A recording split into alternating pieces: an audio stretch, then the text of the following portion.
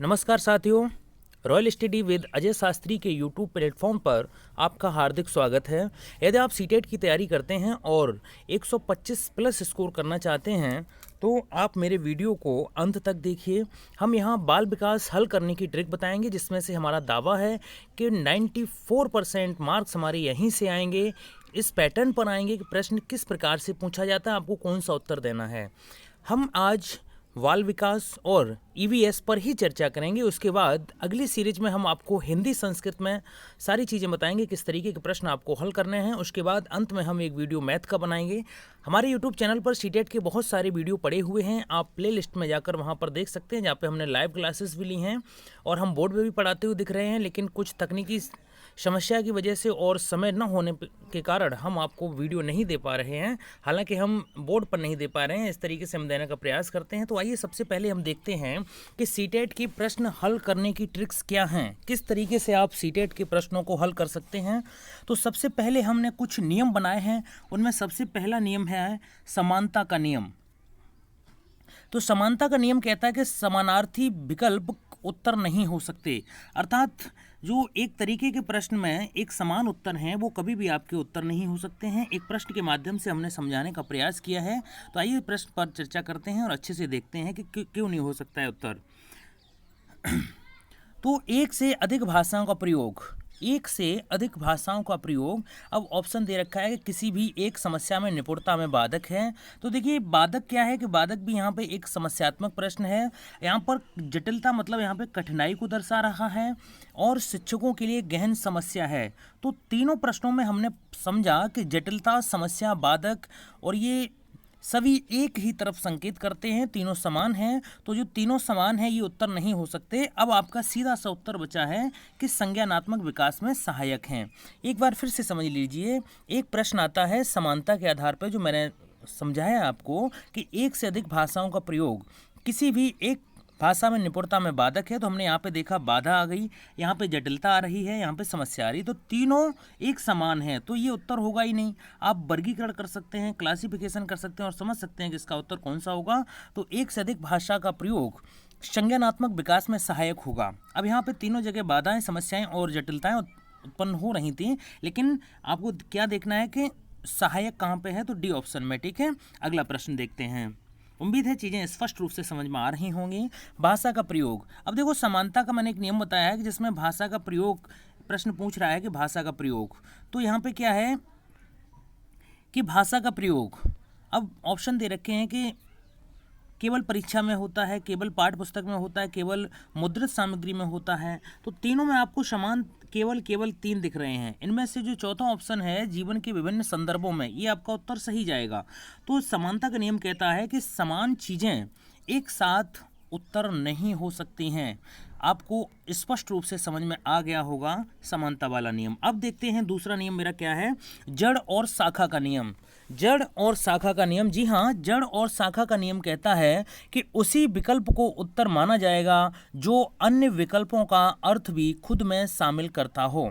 आपने अच्छे से देखा होगा कि सीटेट में 4 प्रश्न एक समान होते हैं, उनमें से जो सटीक उत्तर होता है उसे हम सही मान के चलते हैं। तो जो सटीक उत्तर होता है वह सटीक उत्तर होता है जिसमें सभी प्रश्नों की, मतलब जो ऑप्शन होते हैं उनमें सभी ऑप्शन के एक में ही समाहित होते हैं तथ्य, वह सही होता है। तो आइए एक प्रश्न के माध्यम से समझने का प्रयास करते हैं। वैसे तो प्रश्न समावेशी शिक्षा से हमने लिया है और समावेशी शिक्षा का भी एक प्रश्न आएगा। तो यहाँ पे हम देखते हैं कि समावेशी शिक्षा समर्थन करती है। देखिए असमर्थ, अब यहाँ पे क्या है कि सभी प्रश्न एक समान है, असमर्थ असमर्थ सभी में दिखा दिया गया। यहाँ पे बालक भी सभी में है समान, हेतु अलग अलग खेल के मैदान का, असमर्थ बालकों के लिए विशिष्ट समय सारणी का, और असमर्थ बालकों को समर्थ बालकों के साथ समान अधिकार देने का, असमर्थ बालकों के लिए समर्थ बालकों के विद्यालय में अलग अलग। ठीक है, तो यहाँ पे देखिए अलग अलग कर रहा है, यहाँ पे विशिष्ट समय सारणी दिखा रहा है, यहाँ पे खेल के मैदान की बात कर रहा है, और ये सारी चीज़ें एक समान अधिकार के रूप में ऑप्शन सी में दे रहा है। अर्थात आपका उत्तर सी हो जाएगा। जैसा मैंने बताया है जड़ और शाखा का नियम, अर्थात जड़ का मतलब क्या होता है कि जैसे वृक्ष में शाखाएं जड़ मतलब जड़ में शाखाएं पत्तियां फूल होती हैं, उसी प्रकार ये प्रश्न संकेत कर रहा है, समावेशी शिक्षा का प्रश्न है कि सारी चीज़ें एक प्रश्न में समाहित कर दी गई हैं, एक विकल्प में समाहित कर दी गई हैं, इसलिए यह उत्तर आपका सही हो जाएगा। उसके बाद हम चर्चा करते हैं अपने अगले प्रयोग की ओर, जो है बाल केंद्रित शिक्षा। छात्र की बुराई करता हुआ हर कथन आपका विकल्प गलत होगा। छात्र की कहीं भी बुराई नहीं होगी, क्योंकि बाल केंद्रित शिक्षा है। तो बाल केंद्रित शिक्षा का तात्पर्य है कि यदि बालक जहाँ पे खुश हो रहा है, बालक अगर खुश है तो आपका सीटेट भी क्लियर हो जाएगा। बाल केंद्रित शिक्षा, छात्र की बुराई करता हर तथ्य गलत होगा, हर विकल्प गलत होगा, अथवा अध्यापक की बड़ाई करता, तारीफ करता हर कथन बाल केंद्रित शिक्षा के खिलाफ है। यहाँ पे अध्यापक की तारीफ की जाएगी, वो भी कथन गलत होगा। अध्यापक की बड़ाई की जाएगी, तारीफ की जाएगी, हर कथन गलत होगा, और ये बाल केंद्रित शिक्षा के खिलाफ है, चूँकि बालक को ही सर्वोपरि मानना है। अगला है समावेशी शिक्षा। समावेशी शिक्षा से तात्पर्य है समावेशी, अर्थात सभी लोगों को एक आवेश में लेकर, सभी अलग अलग धाराओं, अलग अलग प्रवृत्ति के बच्चों को एक साथ एक धारा में जोड़कर प्रवाहित करना, यानी पढ़ाना, एक कक्षे में मतलब एक कक्षा में बैठालना, और सभी रूप की समान शिक्षा का अधिकार ही समावेशी शिक्षा की ओर अग्रसर करता है और विशिष्ट व्यवस्था करता है। ठीक है, समावेशी शिक्षा के जो कुछ तथ्य होंगे, जैसे विशिष्ट व्यवस्था करता हुआ हर ऑप्शन गलत होगा। विशिष्ट व्यवस्था मतलब अगर कोई बालक आ रहा है दृष्टिबाधित, तो उसके लिए विशिष्ट व्यवस्था नहीं की जाएगी। यदि कोई अक्षम बालक है, ठीक है, और अक्षमता बालक है, तो उसे अलग नहीं किया जाएगा। अर्थात विशिष्ट व्यवस्था करता हर ऑप्शन कथन समावेशी शिक्षा के खिलाफ है। कक्षा सामान्य होगी तथा विद्यालय नियमित होगा। शिक्षण विधि समान नहीं होगी। शिक्षण विधि समान नहीं होगी, कक्षा सामान्य होती है, विद्यालय नियमित होता है। इस तरीके के कथन समावेशी शिक्षा का समर्थन करते हैं। अगला तथ्य 5वां है। यहाँ से एक प्रश्न आएगा जिसका हमने पॉइंट दे रखा है कि व्यक्तिगत भिन्नता, दो विद्यार्थियों में तुलना करना, अंतरों की अनदेखी करना, सबके लिए समान शिक्षण विधि लाना और व्यक्तिगत भिन्नता खत्म करना व्यक्तिगत भिन्नता के खिलाफ है।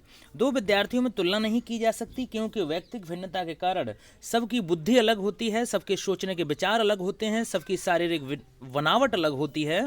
तो किसी में तुलना करता हुआ प्रश्न गलत होगा। अंतर करना, अंतरों में अनदेखी करने वाला प्रश्न गलत होगा। सबके लिए समान शिक्षण विधि लाना गलत होगा। व्यक्तिगत भिन्नता खत्म करना, ये व्यक्तिगत भिन्नता के खिलाफ प्रश्न होंगे, इनको आप सही से देख सकते हैं। त्रुटि या प्रयास, त्रुटि या प्रयास का नियम कहता है कि त्रुटि, यदि बालक गलती करता है तो बालक सीख रहा है, क्योंकि त्रुटियां सीखने का एक हिस्सा है।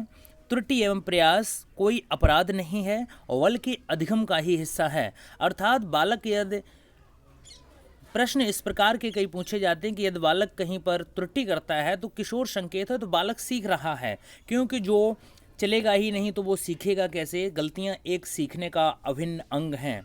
तो जो प्रश्न इस तरीके के कहे जाएंगे कि बालक अगर गलती करता है तो अध्यापक को मारना चाहिए, डांटना चाहिए, फटकारना चाहिए, क्लास से अलग कर देना चाहिए, अभिभावक से शिकायत करनी चाहिए, ये सारे तथ्य गलत होंगे। एक तथ्य जो होगा कि सीखना, प्रयास करना, त्रुटि करना एक ये अधिगम का हिस्सा है, तो ये प्रश्न आपका सही जाएगा। अगला कथन है लिंग पूर्वाग्रह। लिंग पूर्वाग्रह से आशय है कि स्त्री पुरुष को एक तरफा सही या गलत करना लिंग पूर्वाग्रह के खिलाफ है। अर्थात लड़कियां यदि घर में काम करती हैं तो ये केवल लड़कियां घर के काम के लिए ही बनी हैं, ये गलत है। ठीक है, एक प्रश्न हम आपको यहाँ पे दे रहे हैं, समझने का प्रयास कीजिए उसके माध्यम से। ये लैंगिक पूर्वाग्रह की बात है कि जैसे एक प्रश्न है कि लड़कों एवं लड़कियों के विषय में कुछ कथन दिए गए हैं, आपके अनुसार इनमें से कौन सा सही है। तो लड़कों को घर के बाहर के कार्यों में सहायता करनी चाहिए, क्योंकि लड़के घर के बाहर ही कार्य करते हैं, तो इसलिए घर के बाहर सहायता नहीं करनी चाहिए। ठीक है, क्योंकि वो घर के बाहर ही कार्य करते हैं। अब देखो डी ऑप्शन में कह रहा है कि लड़कियों को घर के कार्यों में सहायता करनी चाहिए। ठीक है, ए और डी एक तरीके के प्रश्न हैं।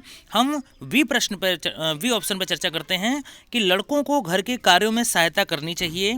ठीक है, सभी लड़कों को विज्ञान तथा लड़कियों को गृह विज्ञान पढ़ाया जाना चाहिए। तो सी ऑप्शन क्या है कि ये लैंगिक पूर्वाग्रह को दर्शा रहा है कि सभी लड़कों को विज्ञान तथा लड़कियों को गृह विज्ञान पढ़ाना चाहिए, अर्थात कोई भी विषय कठिन नहीं है, सभी प्रश्न सरल हैं, सभी विषय सरल हैं। बस क्या है कि एक जो अध्यापक है, जो सुविधादाता अध्यापक है, वो कुशल होना चाहिए, विषय विशेषज्ञ होना चाहिए, तो छात्र सीख जाएंगे। लड़कियां भी लड़कों की तरह विज्ञान और गणित में समान होती हैं, सीख सकती हैं। गणित विषय की प्रवृत्ति क्या है, कोई भी सीख सकता है, स्पेशली लड़कों के लिए ही विज्ञान नहीं बना है। तो ये लैंगिक पूर्वाग्रह को प्रश्न दर्शा रहा है।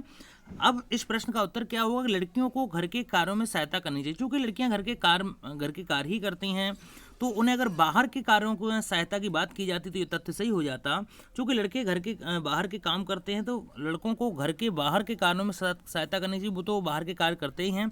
बी ऑप्शन इसका सही होगा कि लड़कों को घर के कार्यों में सहायता करनी चाहिए। जी हाँ, लड़के बाहर कार्य करते हैं, तो उन्हें घर में भी थोड़ी सहायता करनी चाहिए, ये तथ्य आपका सही हो जाएगा।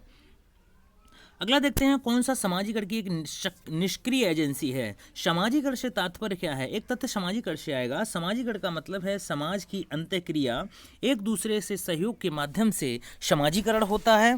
तो यहाँ पे स्वास्थ्य क्लब का मतलब है कि जब आप स्वास्थ्य क्लब में जाएंगे तो वहाँ पर स्वास्थ्य क्लब से तात्पर्य यहाँ पे पीटी वगैरह होती है, जिम सेंटर होते हैं, वहाँ पे जाएंगे तो एक दूसरे से सीखेंगे, बातचीत करेंगे कि हमारे मसल्स कैसे बनेंगे। तो एक दूसरे से बातचीत करके अब क्या है कि सामाजिकरण का वहाँ पे भाव हो रहा है। परिवार में तो एक दूसरे से सारी चीज़ें सीखते ही हैं। सामाजिकरण की प्रथम पाठशाला क्या होता है, परिवार होता है। इको क्लब क्या होता है, आप स्वास्थ्य क्लब में जाएंगे घूमने या कहीं पे तो एक दूसरे से बातचीत करते हैं, तो वहाँ भी सामाजिकरण होता है। तो जो सार्वजनिक पुस्तकालय होता है वहाँ पे क्या होता है, वहाँ पे ये सामाजिकरण नहीं होता है। क्यों नहीं होता है कि बालक जो जाता है, जो सीखने वाला जाता है, वो सिर्फ और सिर्फ अपने पसंद की किताबें पढ़ता है, इसलिए वहाँ पे सामाजिकरण नहीं होता है। तो सामाजिकरण का मतलब ही क्या है कि अंत्यक्रिया द्वारा, एक दूसरे की अंत्यक्रिया से सामाजिकरण होता है।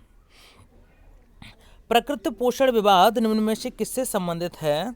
तो प्रकृति और पोषण अर्थात आनुवंशिक एवं वातावरण, यानी बालक कोई आनुवंशिक क्या है कि माता पिता से जो गुण मिलते हैं, 1/2 लक्षण पिता से मिलते हैं, 1/4 दादा बाबा से मिलते हैं, उसके बाद इस तरीके से श्रेणी चलती रहती है, ये आनुवंशिक गुण होते हैं। तो बालक कहीं भी रहकर जिस वातावरण में रहता है उसी वातावरण का प्रभाव इस पर पड़ता है। आनुवंशिकता माँ बाप से मिलती है, और वातावरण का मतलब होता है जहाँ भी बालक रहता है, जिस सिचुएशन में, जिस कंडीशन में रहता है, जहाँ भी रहता है वह वातावरण कहलाता है। अर्थात जो प्रकृति पोषण विवाद में आनुवंशिकी एवं वातावरण का महत्वपूर्ण योगदान है।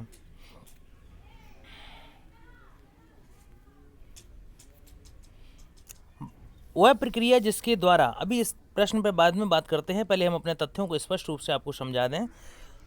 लैंगिक पूर्वाग्रह के बाद अधिगम के लिए आकलन और अधिगम का आकलन।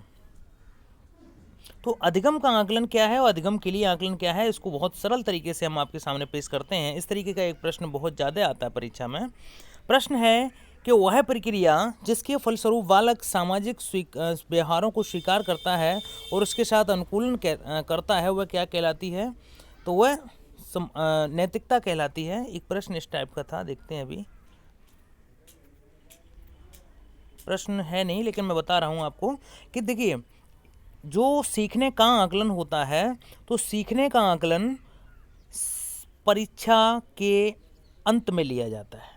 सीखने का आकलन से तात्पर्य है अधिगम का आकलन, अर्थात अधिगम का आकलन शिक्षण अधिगम सत्र की समाप्ति पर यह जानना कि शिक्षण अधिगम का प्रभाव क्या रहा है। एक बार फिर से समझिए, शिक्षण अधिगम सत्र की समाप्ति पर यह जानना कि शिक्षण अधिगम का प्रभाव क्या रहा है। अधिगम का आकलन, अधिगम का आकलन अर्थात तुमने कितना सीखा है। अधिगम का तात्पर्य होता है सीखना, और कितना सीखा है यह जानना अधिगम का आकलन कहलाता है। उसके बाद अधिगम के लिए आकलन क्या है कि अधिगम से पहले या अधिगम के दौरान, अधिगम मतलब जब पाठ चल रहा हो, कक्षा चल रहा हो, कोई टॉपिक पढ़ाया जा रहा हो, उसी के दौरान विद्यार्थियों की ज़रूरतों को ध्यान में रखते हुए शिक्षण विधि, पाठ्यक्रम आदि का चयन करना अधिगम के लिए आकलन है। अर्थात अधिगम के लिए आकलन सत्र के दौरान चलता है और सत्र की समाप्ति पर अधिगम का आकलन होता है। प्रश्न इस तरीके से पूछा जाएगा, कोई अध्यापिका अपने छात्रों को भ्रमण पर ले जाती है, भ्रमण पर ले जाने के बाद घर में लाती है, वो विद्यालय में लाती है और प्रश्न पूछती है। तो क्या है कि भ्रमण के बाद प्रश्न पूछा है ना, तो वो सीखने का आकलन कर रही है, और सीखने के लिए आकलन भ्रमण के दौरान ही जो पूछा जाता वो सीखने के लिए आकलन होता। 10वां तथ्य है मेरा कि रुचि एवं प्रेरणा, विद्यार्थियों की रुचि तथा आंतरिक प्रेरणा को वरीयता देनी चाहिए। अर्थात बालक किस तरीके से सीखता है, उसकी रुचि को वरीयता देने वाला प्रश्न सर्वोपर सही होता है। करके सीखना को वरीयता देना चाहिए। हस्तपरक अनुभव, चूंकि जीन पियाजे, वाइगोत्स्की और ये चोम्स्की अधिकांश स्तर क्यों पढ़ाए जाते हैं, मैथ में वैन हीली का नियम आता है। इसका रीजन यही है कि एनसीईआरटी मानता है कि जो करके सीखा है, जिन्होंने अंत्यक्रिया संक्रिया की है साथ में संज्ञानात्मक विकास में, उन्हीं लोगों को उन्होंने वरीयता दी है। अगला है प्रगतिशील शिक्षा का मतलब होता है शिक्षा का मूल्य उपयोगिता पर आधारित है। शिक्षा वास्तविक जीवन की चुनौतियों पर आधारित है, अर्थात कंडीशन के अनुसार शिक्षा में परिवर्तन करना ही प्रगतिशील शिक्षा है। तो समय के साथ बदलाव ही प्रगतिशील है। जैसे पहले गुरुकुल पाठशाला होती थी तो किताबों से पढ़ाया जाता था, उसके बाद ब्लैक बोर्ड, अब वाइट बोर्ड चलते हैं, अब प्रोजेक्टर पर भी पढ़ाई होती है, और विभिन्न तरीक़ों से अलग अलग शिक्षण विधियों से जो पढ़ाई होती है वह प्रगतिशील शिक्षा का एक उदाहरण है। शिक्षा वास्तविक जीवन की चुनौतियों पर आधारित है, ये प्रगतिशील शिक्षा का मुख्य ध्येय है। अब अगला तथ्य है अनुबंधन शब्द जिस भी प्रश्न में रहेगा वहाँ पर विकल्प में अनुकरण वाला ही उत्तर होगा। अर्थात अनुबंधन अगर प्रश्न कहीं अनुबंधन से संबंधित है तो ऑप्शन में आपको अनुकरण देखना है। अनुकरण जिस ऑप्शन में लिखा होगा वो 110% उत्तर आपका सही होगा। उसके बाद चौथा तथ्य है बड़ा और सकारात्मक विकल्प। केवल बड़े को ही नहीं चुनना है, सकारात्मक विकल्प को चुनना है। अर्थात जहाँ पे प्रश्न के अनुसार जो तथ्य सकारात्मक रूप से निकल के आ रहा है वह आपका उत्तर सही होगा। तो बाल विकास में 14 प्रश्नों की पेडागोजी की आज हमने चर्चा की है, तो 94% इसी ट्रिक से हल होंगे पेडागोजी के प्रश्न। उसके बाद हम ईबीएस पे चर्चा करते हैं। चूँकि वीडियो ज़्यादा बड़ा हो जा रहा है इसलिए हम बहुत तेज़ी से चर्चा करते हैं इस पर। ईबीएस में क्या है कि यहाँ से 15 प्रश्न आते हैं, जिसमें से ईबीएस ने 6 थीम्स दिए हैं, जिसमें परिवार मित्र में आपके संबंध आते हैं, कार्य और खेल आते हैं, पशु पौधे आते हैं, ये सब परिवार के हिस्सा हैं। थीम्स के साथ उप थीमों में उन्होंने डिवाइड किया है। उसके बाद भोजन है, भोजन से संबंधित सभी प्रश्न पूछे जाएंगे। आवास से संबंधित, पानी, भ्रमण को आप यात्राएं भी पढ़ सकते हैं, वे चीज़ें जो हम कर सकते हैं ये भी आपके 6 थीम्स में आते हैं। इसके बाद ईवीएस की अवधारणा एवं महत्व। यदि आप फ्री में नोट्स चाहते हैं तो हमारे व्हाट्सएप नंबर पर कॉल मैसेज कर सकते हैं 9675743733 पर। हम आपको फ्री में सारे नोट्स प्रोवाइड करा देंगे। आइए अब भ्रमण का आयोजन किस तरीके से करना चाहिए। देखिए, प्रश्नों को हम बहुत जल्दी से आपके सामने रख रहे हैं क्योंकि हमारे पास समय कम है, वीडियो बड़ा हो जाता है तो छात्र देखते नहीं हैं। भ्रमण का आयोजन कराना चाहिए ताकि छात्रों को सक्रिय अधिगम अनुभव उपलब्ध हो सके और इसके विषय के प्रति रुचि उत्पन्न हो सके। तो जहाँ पे भ्रमण की बात की जाए, चूँकि ईबीएस जोर देता है हस्तपरक अनुभव अर्थात करके सीखना पर, तो यदि बालकों को हवा के बारे में पढ़ाना है, नदियों के बारे में पढ़ाना है, तो जहाँ तक हो सके तो उन्हें क्षेत्र भ्रमण पर ले जाना चाहिए और सक्रिय अनुभव उपलब्ध कराना चाहिए, जाके विषय के प्रति अधिक से अधिक रुचि उत्पन्न हो सके। विशेषतः प्रयोगों पर ध्यान देना चाहिए क्योंकि पर्यावरण में ऐसे टॉपिक्स भी होते हैं जो विज्ञान के प्रयोगों द्वारा समझे जा सकते हैं। पर्यावरण अध्ययन में संकल्पनाओं को स्पष्ट करने के लिए, जो संकल्पनाएं हैं उनको स्पष्ट करने के लिए कविता कहानियों का प्रयोग करना चाहिए क्योंकि इससे छात्रों में कल्पनाशीलता, सृजनात्मकता और विषय के प्रति रुचि उत्पन्न करने में, आनंद की अनुभूति कराने में और संदर्भगत वातावरण प्रदान करने में सहायता करती है। प्रश्नोत्तर तकनीकी का प्रयोग करना चाहिए। बच्चों को जांच परख व कल्पना परक प्रश्न पूछे जाने चाहिए ताकि छात्रों में जिज्ञासा उत्पन्न हो और चिंतन कौशल में सुधार हो। प्रश्नोत्तर तकनीक का प्रयोग करना चाहिए। ईबीएस में सर्वाधिक महत्वपूर्ण तकनीक कौन सी है? प्रश्नोत्तर तकनीकी है। यहाँ पर प्रश्न पूछने चाहिए ताकि बच्चों को जांच परक व कल्पना परक प्रश्न पूछे जाएं, जिससे बच्चों में जिज्ञासा उत्पन्न हो और चिंतन कौशलों में सुधार हो सके। पर्यावरण अध्ययन में आकलन हेतु परियोजना कार्य, क्षेत्र भ्रमण, नोटबुक बनाना, विचार मानचित्रण इत्यादि तकनीक का प्रयोग कराना चाहिए।